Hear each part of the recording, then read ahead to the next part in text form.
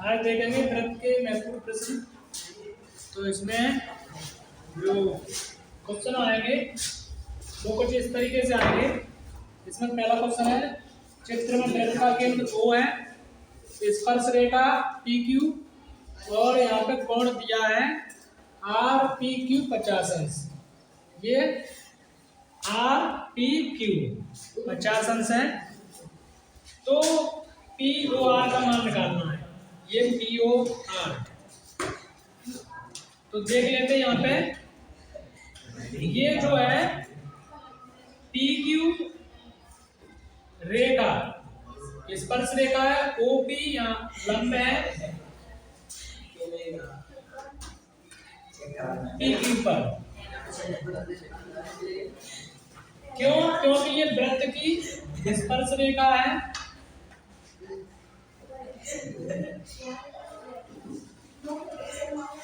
और लंब है, तो इसका मतलब ये है कि ये 90 अंश का कोण है OPQ।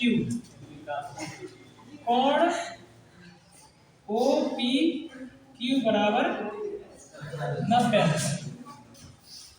तो अब यहाँ पर ये 50 अंश है, ये वाला इससे माइनस कर देंगे तो कोण OPR निकल आएगा।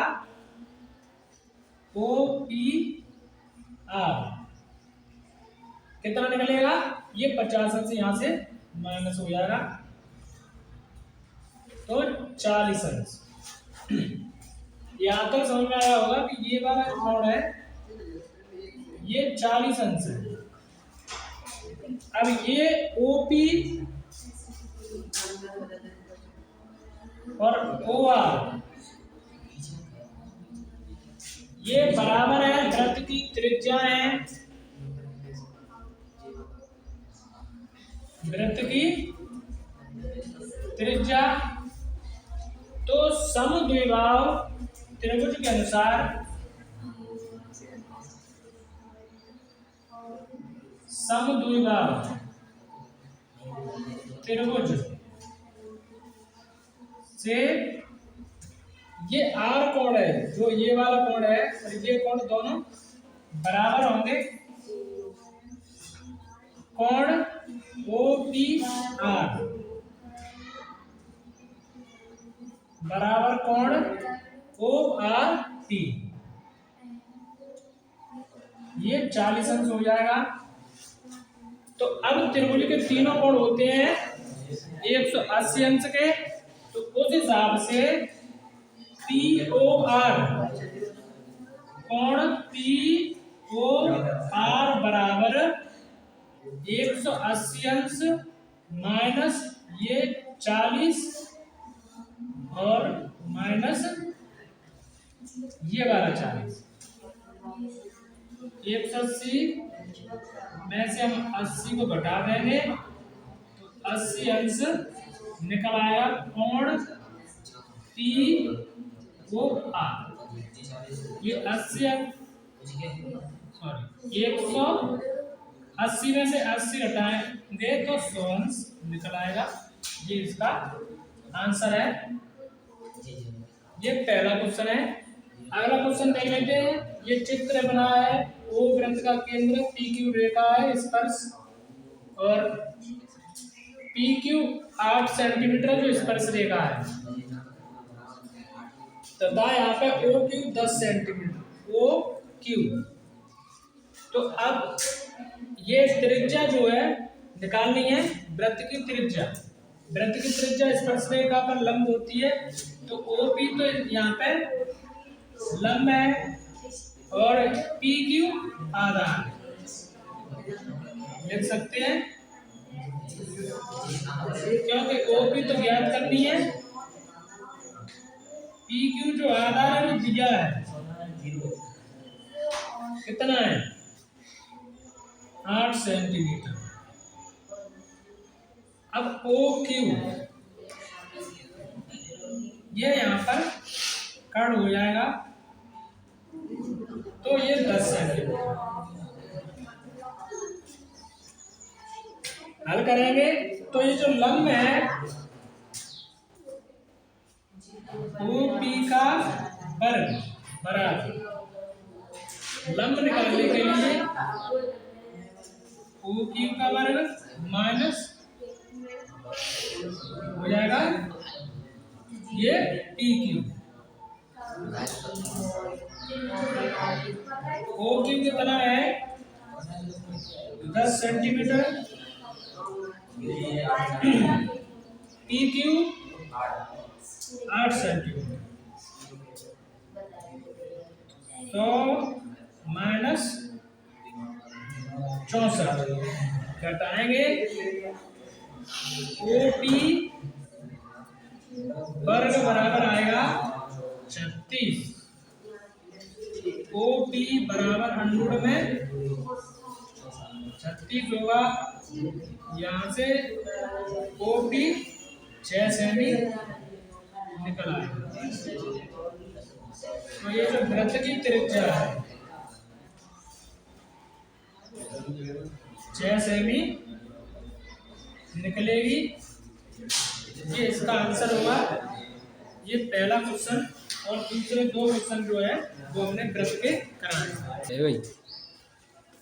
अगला क्वेश्चन है चित्र में ओ वृत्त का केंद्र है और ये जो है ए बी और सी डी जीवाएं हैं, ये केंद्र से अलग होके जा रही हैं। तो सी ई 4 सेंटीमीटर है और ई डी 2 सेंटीमीटर है, यानी कि 4 और 2 ये है। तो ए ई और ई बी ये इसका गुणा ये मान निकालना है, यह निकालना है ए ई गुणा ई बी।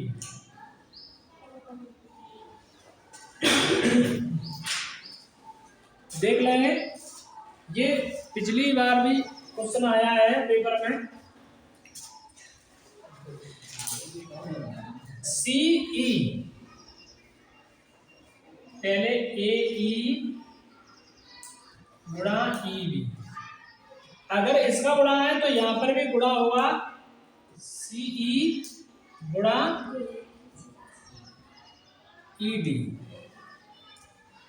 सी कितना है 4, ई डी 2 हो जाएगा 8 सेमी। ये इसका आंसर होगा क्वेश्चन नंबर 3 का। क्वेश्चन नंबर 4 है ए बी सी डी एक चक्रीय चतुर्भुज है, इसमें कोण सी ए बी 30 अंश है। ये सी ए बी 30 अंश, तो ए डी सी का मान निकालना है, ए डी सी का। ये बहुत महत्वपूर्ण प्रश्न है चक्रीय चतुर्भुज का, जो वृत्त के अंदर यहाँ पर दिया है और ये भी दिया है कि अर्धवृत्त में ये बना है। तो ये वाला जो कोण है सी ए सी डी, यहाँ पे लिख लेंगे कोण ए सी बी, ये 90 अंश होगा। अब क्यों होगा 90 अंश? क्योंकि ये अर्धवृत्त पर बना कोण है। यहाँ लिख सकते हो अर्धवृत्त पर बना कोण समकोण होता है।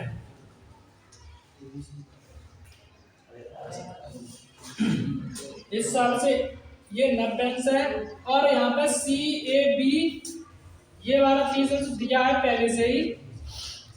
तो कोण ये बी निकालने के लिए ए बी सी, कोण ए बी सी बराबर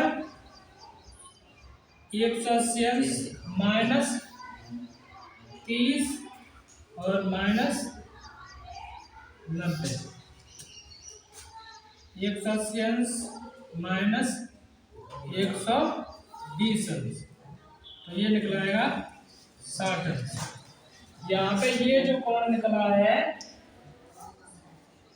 ये 60 अंश है चक्रीय चतुर्भुज में।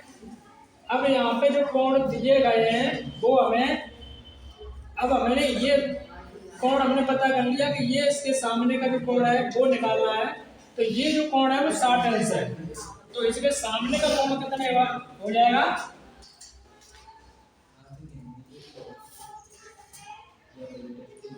चक्री